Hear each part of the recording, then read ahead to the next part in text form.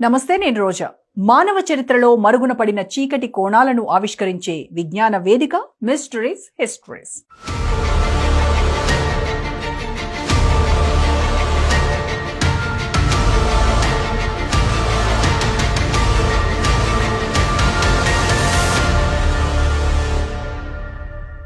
మన దేశంలో పేదరికం అనే పదం ప్రజల జీవితంలో ఒక శాశ్వత నీడలా మిగిలిపోయింది. దేశానికి స్వాతంత్రం వచ్చి 79 ఏళ్లు గడిచినా ఇంకా కోట్లాది మంది ఆకలితో, నిరక్షరాస్యతతో, నిరుద్యోగంతో పోరాడుతున్నారు. కానీ ఈ భారత భూభాగంలో ఒక్క రాష్ట్రం మాత్రం పేదరికాన్ని మూలాల నుండి నిర్మూలించింది. ఆ రాష్ట్రమే కేరళ. ఆ నాయకుడే పినరయి విజయన్. అది పేరుకు దేవభూమి అయినా దేవతలకు మించిన భూమి. సమానత్వం, సమతుల్యతను సాధించిన రాష్ట్రంగా దేశానికి తలమానికంగా నిలిచింది. కేరళ మోడల్ దేశానికి ఆదర్శంగా మారింది. కేరళ సీఎం విజయన్ విజన్ ఇతర నేతలకు ఎందుకు లేదు? ఉన్నా ఎందుకు సాధ్యపడలేదు? సబ్సిడీలు, ఉచితాలు ప్రజలను అభివృద్ధి పథం వైపు నడుపుతాయా? అసలు అభివృద్ధి అంటే ఏంటి? కేరళ మోడల్ దేశానికి ఎంత మేరకు ఆదర్శం అనే విషయాలను ఇవాల్టి మిస్టరీస్ హిస్టరీస్లో చూద్దాం. మన దేశానికి స్వాతంత్రం వచ్చినప్పుడు మహాత్మా గాంధీ భారతదేశపు ఆత్మ గ్రామాల్లో ఉంటుంది అన్నారు. కానీ ఆ గ్రామాల ఆత్మ పేదరికంతో, ఆకలితో, అజ్ఞానంతో నిండిపోయింది. స్వాతంత్రం తర్వాత ఎన్నో ప్రభుత్వాలు వచ్చాయి, ఎన్నో నినాదాలు వినిపించాయి. గరీబీ హఠావో, సబ్కా సాత్ సబ్కా వికాస్, ఇండియా షైనింగ్. కానీ పేదరికం మాత్రం ఇంకా చాలా మంది భారతీయుల దైనందిన వాస్తవంగా మిగిలింది. ఈ సవాల్ను నిజంగా జయించింది అది దేవభూమిగా పేరుగాంచిన కేరళ. అక్కడి నాయకుడు పినరయి విజయన్ నేతృత్వంలో కేరళ ప్రభుత్వం పేదరిక నిర్మూలనలో ఒక చరిత్ర సృష్టించింది. భారతదేశంలో పేదరికం చాలా రాష్ట్రాలకు ఇప్పటికీ పరిష్కారం కాని సమస్య. అలాంటి సందర్భంలో 2021లో నీతి Aayog multi dimensional poverty index ప్రకారం కేరళలో పేదరిక రేటు కేవలం 0.71% మాత్రమే ఉంది. దేశంలో అతి తక్కువ పేదరికం కలిగిన రాష్ట్రం కేరళ. ఇది దేశంలో మొట్టమొదటి ఎక్స్ట్రీమ్ పావర్టీ ఫ్రీ రాష్ట్రం. ఇది కేవలం గణాంకాలు కాదు, నిజాయితీ గల నాయకుడి దృక్పథం సాధించిన విజయం, ఒక చిత్తశుద్ధి గల నేత సాధించిన ప్రజాస్వామ్య ప్రతిఫలం.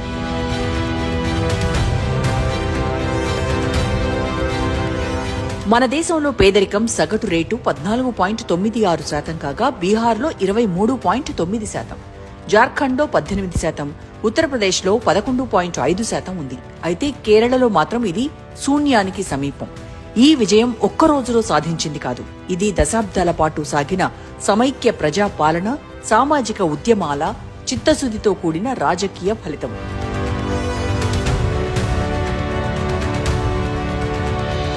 Pinarayi Vijayan communist party of India నాయకుడు, ఎల్డీఎఫ్ చైర్మన్, కేరళకు 2 సార్లు ముఖ్యమంత్రిగా సేవలందించిన వ్యక్తి. 1977 తర్వాత ఎవరూ వరుసగా 2 సార్లు ఈ రాష్ట్రాన్ని పాలించలేకపోయినా విజయన్ ఈ మైలురాయిని అందుకున్నారు. 2016 మే 25న 12వ ముఖ్యమంత్రిగా బాధ్యతలు చేపట్టిన ఆయన 2018 ప్రళయాలు, కోవిడ్ మహమ్మారి వంటి సంక్షోభాల నుంచి ప్రజల మన్ననలు పొందాడు. ఆ కష్టకాలంలో ప్రభుత్వ నిర్ణయాలు ప్రజలను కాపాడాయి. అందుకే 2021లో ప్రజలు మళ్లీ ఆయనను విశ్వసించారు. విజయన్ ప్రభుత్వం రెండోసారి గెలిచింది. కేరళ మోడల్లో ప్రధాన బలం విద్య. 1950ల నుంచి రాష్ట్ర ప్రభుత్వం టోటల్ లిటరసీ ఉద్యమాన్ని ప్రారంభించింది. 1989లో కేరళ భారతదేశంలోనే మొట్టమొదటి 100% అక్షరాస్యత గల రాష్ట్రంగా నిలిచింది. విద్యావంతమైన సమాజం పేదరికాన్ని జయించగలదనే విశ్వాసం కేరళ పాలనకు మార్గదర్శకం అయింది. ఇది కేవలం పాఠశాలల్లోనే కాదు, మహిళల స్వయం సహాయక బృందాలు, సమాజ వేదికలు, గ్రామ సభల ద్వారా కూడా విస్తరించింది. దీని ఫలితంగా మహిళల విద్యాశాతం 98% దాటింది. అది కేవలం కుటుంబాలను మాత్రమే కాదు, ఆర్థిక వ్యవస్థను కూడా మారుస్తుంది.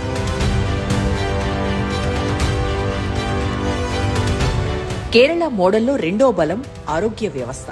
కేరళలో ప్రతి 7,000 మందికి ఒక ప్రాథమిక ఆరోగ్య కేంద్రం ఉంది. ప్రతి గ్రామానికి వైద్య సౌకర్యం చేరుకోవడం ప్రభుత్వ బాధ్యతగా మారింది. కోవిడ్ మహమ్మారి సమయంలో ప్రపంచం మొత్తం ఆశ్చర్యపోయేలా కేరళ ట్రేస్, టెస్ట్, ట్రీట్ విధానం ద్వారా మరణాల రేటును నియంత్రించింది. కేరళ మోడల్లో మూడో పునాది ప్రజా భాగస్వామ్యం. కేరళలో ప్రతి నిర్ణయం గ్రామ సభల ద్వారా ప్రజలతో పంచుకుంది. పంచాయతీలకు 40% నిధులు కేటాయించబడతాయి. ఇది డీసెంట్రలైజ్డ్ డెమోక్రసీకి ఒక నమూనాగా నిలిచింది.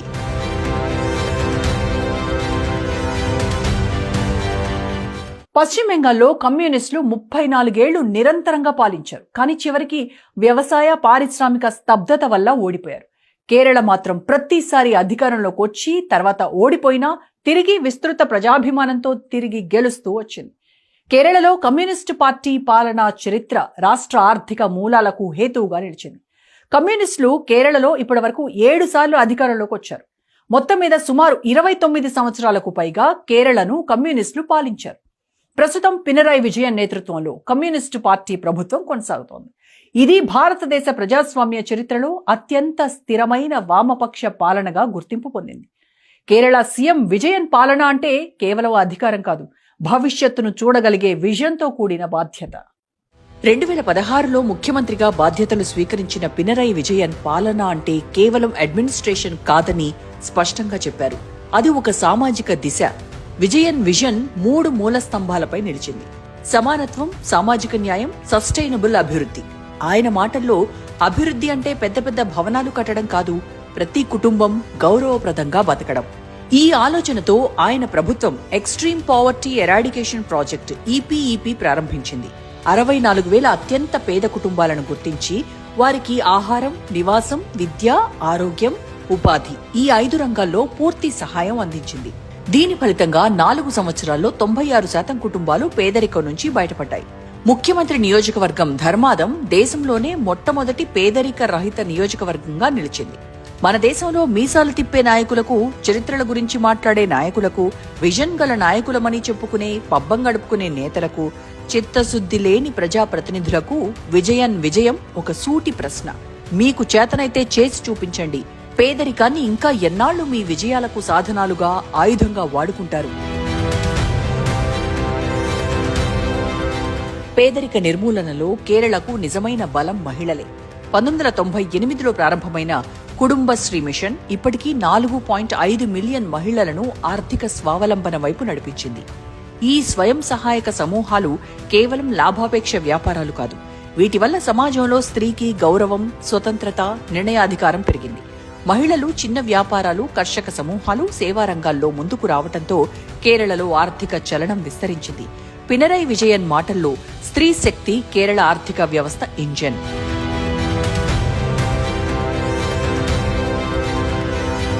1998లో ప్రారంభమైన కుటుంబశ్రీ మిషన్ కేరళ ఆర్థిక వ్యవస్థకు కొత్త హృదయ స్పందన ఇచ్చింది. కుటుంబశ్రీ అంటే కుటుంబ సబలీకరణ, కానీ వాస్తవానికి ఇది ఒక మహిళా ఆర్థిక విప్లవం. 45 లక్షలకు పైగా మహిళలు ఇందులో సభ్యులు. 3 లక్షల నైబర్హుడ్ గ్రూప్స్ ద్వారా గ్రామం నుంచి నగరం వరకు నెట్వర్క్ ఉంది. స్వయం ఉపాధి, సూక్ష్మ వ్యాపారాలు, వ్యవసాయం, సేవా రంగాల్లో విస్తృత భాగస్వామ్యం ఉంది.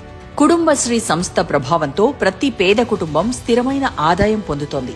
మహిళలు బ్యాంక్ అకౌంట్, రుణం, సేవింగ్స్ లో ప్రత్యక్ష పాత్ర, పేదరికం నిర్మూలనలో ప్రత్యక్ష సహకారం ఉంది. ఒకప్పుడు రేషన్ క్యూలో నిలిచిన మహిళలు ఇప్పుడు వ్యాపారం నడిపే ఎంటర్‌ప్రెన్యూర్స్. ఇది కేరళ మోడల్లో జరిగిన స్త్రీ విప్లవం. కేరళలో విద్యా విప్లవం అంటే అది స్త్రీ విద్యా విప్లవం. 100% అక్షరాస్యతను సాధించిన రాష్ట్రంగా కేరళ నిలిచింది. దాని వెనుక ప్రధాన శక్తి మహిళలే. బాలికల స్కూల్ డ్రాపౌట్ రేటు 0.2%. హైయర్ ఎడ్యుకేషన్లో మహిళలు 58% ఉన్నారు. విద్య స్త్రీలను ఆర్థికంగా ఒకరిపై ఆధారపడే వాళ్లుగా కాకుండా స్వతంత్ర నిర్ణయాధికారులుగా మార్చింది. ఈ స్త్రీ శక్తే దేశ అభివృద్ధికి ప్రధాన కారణం.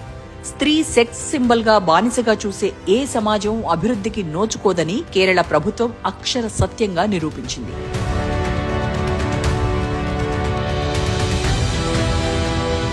భారతదేశంలో ఎక్కువ రాష్ట్రాల్లో మహిళలు ఇంకా విద్య, ఉద్యోగం, ఆర్థిక స్వాతంత్ర్యంలో వెనకబడి ఉన్నప్పటికీ కేరళ మాత్రం ఈ దృశ్యాన్ని పూర్తిగా మార్చింది. ఇక్కడ మహిళలు కేవలం పాలు పంచుకునేవారు కాదు, అభివృద్ధి యంత్రానికి ఇంజన్ లాంటి శక్తి. కేరళ మోడల్లో మహిళల భాగస్వామ్యం ఒక సామాజిక ఉద్యమం. అది కేవలం లింగ సమానత్వం కాదు, ఆర్థిక ప్రజాస్వామ్యం. కేరళ రాష్ట్రం సాధించిన అభివృద్ధి, విద్య, ఆరోగ్యం, సామాజిక సమానత్వం, వీటిలో ప్రతి రంగంలో మహిళల పాత్ర అప్రతిహతం. 1957లో కమ్యూనిస్టు ప్రభుత్వం ఏర్పడిన తర్వాత అభివృద్ధి ప్రజల చేతుల్లో ఉండాలి అనే సిద్ధాంతం వచ్చింది. ఈ సిద్ధాంతాన్ని వాస్తవం చేసినవి స్త్రీ సమూహాలు, సహకార సంఘాలు, పంచాయతీలు. ప్రజలు ఎంత చైతన్యవంతులవుతారో అక్కడే ప్రజలు సౌకర్యంగా జీవించగలుగుతారు. నేతలు ఎంత నిజాయితీపరులైతే అంత నిజమైన అభివృద్ధికి దారులు పడతాయి. గతంలో ఇందిరాగాంధీ గరీబీ హఠావో నినాదం ఇచ్చింది. అంటే పేదరికాన్ని నిర్మూలించండి. కానీ ఆ నినాదం వాస్తవ జీవితాల్లో ప్రతిఫలించలేదు. పాలనలో దిశ, చిత్తశుద్ధి లేకపోవడం వల్ల అది కేవలం నినాదంగా మిగిలింది. అంతేకాదు, ఒక లక్ష్యం లేని జ్ఞాపకంగా మిగిలింది. ప్రస్తుతం ప్రచార సాధనాల్లో ఎన్డీఏ ప్రభుత్వం ఊకదంపుడు ప్రసంగాలు తప్ప దేశానికి చేసింది ఏంటి అని సామాన్య ప్రజలు చర్చించుకునే దశకు చేరుకున్నారు. ప్రధాని మోదీ దేశానికి చేసింది ఏమీ లేదని కేరళ రాష్ట్రం నిరూపించినట్టయింది. కానీ కేరళలో పినరై విజయన్ ఆ కలను నిజం చేశారు. ఆయన పేదరికాన్ని కేవలం తగ్గించలేదు, అంతం చేశారు. మరి దీన్ని ఎలా అర్థం చేసుకుంటుంది నేటి దేశ రాజకీయం? 1971లో ఇందిరాగాంధీ గరీబీ హఠావో నినాదం ఇచ్చినప్పుడు దేశ ప్రజల్లో ఆశ జ్వాలలు రగిలాయి. కానీ అది నినాదంగా మాత్రమే నిలిచింది. కారణం, పేదరిక నిర్మూలనను ప్రభుత్వం ఒక వెల్ఫేర్ స్కీమ్ గా మాత్రమే చూసింది. పేదరిక మూల కారణాలైన అసమానత, విద్యా లోపం, సామాజిక వివక్ష, భూమి పంపిణీ లోపం వీటిని ఎవ్వరూ తాకలేదు. కేరళ మాత్రం ఈ మూల కారణాలనే ఎదుర్కొంది. ఆ రాష్ట్రంలో భూమి సంస్కరణలు, విద్యా వ్యాప్తి, మహిళా సాధికారత, ప్రజా భాగస్వామ్యం సమానంగా సాగాయి. అందుకే కేరళలో పేదరికం నిజంగా క్షీణించింది. ఇది ఒక పొలిటికల్ స్లోగన్ కాకుండా ఒక మానవీయ చింతనగా మారింది. నేతల్లో, సంస్థల ప్రగతి సాధనకు, నిజాయితీకి అద్దం పట్టింది.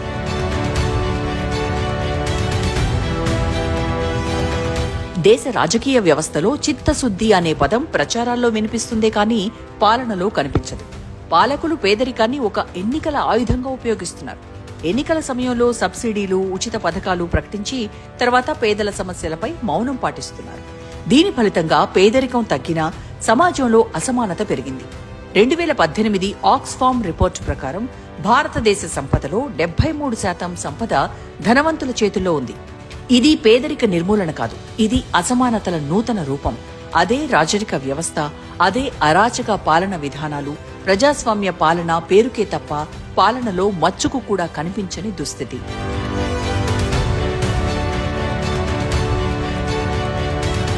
ప్రస్తుత ఎన్డీఏ ప్రభుత్వం అభివృద్ధి అనే పదాన్ని తరచుగా వాడుతోంది.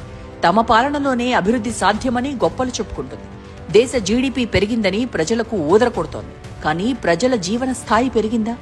కరోనా తర్వాత కాలంలో 8 కోట్ల మంది మధ్యతరగతి ప్రజలు పేదరిక రేఖ కిందకి జారిపోయారు.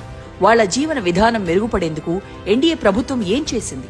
మహాత్మాగాంధీ జాతీయ గ్రామీణ ఉపాధి హామీ చట్టం 2005లో భారత ప్రభుత్వం ప్రవేశపెట్టింది. దీంతో ప్రతి గ్రామీణ కుటుంబానికి ఒక ఆర్థిక సంవత్సరంలో కనీసం 100 రోజుల వేతన ఉపాధి హామీ ఇచ్చింది. గ్రామీణ పేదలకు వేతన ఆధారిత పనులు కల్పించిందా? వలసను తగ్గించి గ్రామాల్లోనే ఉపాధి అవకాశాలు కల్పించడంలో ఫెయిల్ అయింది. పర్యావరణ పరిరక్షణ, నీటి వనరుల అభివృద్ధి, గ్రామీణ మౌలిక సదుపాయాల నిర్మాణంలో ప్రభుత్వం ఏం చేసింది? మహిళలకు కనీసం 3వ వంతు ఉద్యోగాలు ఇవ్వడానికి ఏ ప్రభుత్వం కృషి చేసింది? అరకొర పనులు కల్పించి వేతనాలు ఆలస్యం చేస్తుంది. రేషన్ స్కీముల్లో లీకేజీలు, ప్రైవేటీకరణతో చిన్న వ్యాపారాలు నాశనం. ఇవే వాస్తవాలు.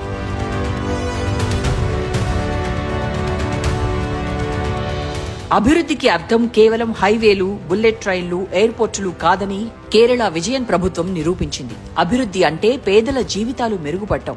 పాలించడం అంటే కుర్చీలపై తిష్టవేయడం కాదు, అధికార దర్పాన్ని ప్రకటించడం కాదు, ప్రజల చేత ప్రజల కొరకు ఎన్నుకోబడిన నాయకులుగా రాజ్యాంగ మాటలను గుర్తు తెచ్చుకుని ప్రజలతో మమేకమవ్వడం, వాళ్ల ఆర్థిక అభివృద్ధికి కృషి చేయడం. నేటి వికాసం అనే పదం ప్రైవేటు మాల్స్, ఇండస్ట్రియల్ పార్కులు, ఆకాశాన్నంటే భవనాలకు మాత్రమే పరిమితమైంది. కానీ పల్లెల్లో రైతు ఇంకా అప్పుల్లో కూరుకుపోతున్నాడు. గ్రామాల్లో మహిళలు ఇంకా రోజువారీ కూలీకే పోతున్నారు. పిల్లలకు పోషకాహారం, విద్య ఇంకా అందని ద్రాక్షే. ఇది అభివృద్ధి కాదు, ఇది వివక్షకు కొత్త రూపం. పినరాయి విజయన్ చెప్పినట్లుగా అభివృద్ధి అంటే అసమానతలు లేని సమాజానికి పునాదులు వేయటం, మొత్తం అభివృద్ధిలోకి రావడం, కొందరి సంపద మాత్రమే పెరగటం కాదని నేటి కేరళ ప్రభుత్వం నిరూపించింది. కేరళ మోడల్ ఇప్పుడు ప్రపంచ bank, united national development programme వంటి సంస్థలకు ఒక పాఠమైంది. సస్టైనబుల్ డెవలప్మెంట్ గోల్స్ లో కేరళ మొదటి స్థానంలో ఉంది. పేదరికం 0.7% తగ్గింది. విద్య 100%. ఆరోగ్య సేవలు అత్యుత్తమం. మహిళల ఉద్యోగ భాగస్వామ్యం 52%. ఈ సమతుల అభివృద్ధి మోడల్ దేశానికి ఆదర్శం. ఇది దేశానికి కావాల్సింది. సమానత్వం, చిత్తశుద్ధి ఉంటే పేదరిక నిర్మూలన అసాధ్యం కాదు అని కేరళ సీఎం విజయన్ ప్రభుత్వం నిరూపించింది. ఈ అద్భుతాన్ని సాధించడంలో కేరళ విజయ రహస్యం ఏంటో ఇప్పుడు చూద్దాం. 100%. ఆరోగ్య సదుపాయాలు అత్యుత్తమం. మహిళా సాధికారత ఉన్నత స్థాయిలో ఉంది. అది కమ్యూనిస్ట్ మోడల్ కాదు, అది హ్యూమనిస్టిక్ మోడల్. ప్రజల కోసం, ప్రజల చేత, ప్రజలతో సాగిన పాలన. ఇది పాలకులు నేర్చుకోవాల్సిన పాఠం. భారతదేశం విస్తారమైన భిన్నత్వాల దేశం. కానీ ఈ భిన్నత్వాల మధ్య కేరళ ఒక ప్రత్యేక ఉదాహరణగా నిలుస్తోంది. అభివృద్ధి అంటే కేవలం భవనాలు, హైవేలు లేదా కార్పొరేట్ లాభాలు కాదు అని, మానవ జీవితమే అసలైన పెట్టుబడి అని ఈ రాష్ట్రం నిరూపించింది. ఒక రాష్ట్రం అక్షరాస్యత, ఆరోగ్యం, మహిళా సాధికారత, సామాజిక న్యాయం అనే 4 స్తంభాల మీద నిలిస్తే దాని ఆర్థిక వ్యవస్థ కూడా స్వయంగా ఎదుగుతుంది. కమ్యూనిస్టు సిద్ధాంతం కానీ, సెక్యులర్ విలువలు కానీ ఇక్కడ రాజకీయ నినాదాలు కాదు. ప్రజా ప్రయోజనాలు ప్రధాన ఎజెండా. దేశమంతటా నినాదాలు మారుతున్నా కేరళ మాత్రం మానవ గౌరవం అనే విలువను మారనివ్వలేదు. అది ఈ మోడల్ గుండె చప్పుడు. అందుకే నేడు ప్రపంచం కేరళను చూసి నేర్చుకుంటోంది. అభివృద్ధి అంటే ఎవరి కోసం, ఎవరితో కలిసి, ఎంత దూరం? ఈ 3 ప్రశ్నలకు కేరళ ఇచ్చిన సమాధానం భారతదేశ భవిష్యత్తుకి మార్గదర్శకంగా నిలుస్తోంది. కేరళ మోడల్ అనేది ఒక ప్రాంతం అభివృద్ధి కాదు, ఒక దేశం ఎలా మానవ కేంద్రంగా పయనించాలో చూపిన జాతీయ దిక్సూచి. వచ్చే వారం మరో అంశంతో మళ్ళీ కలుద్దాం. Until then keep watching Raj news.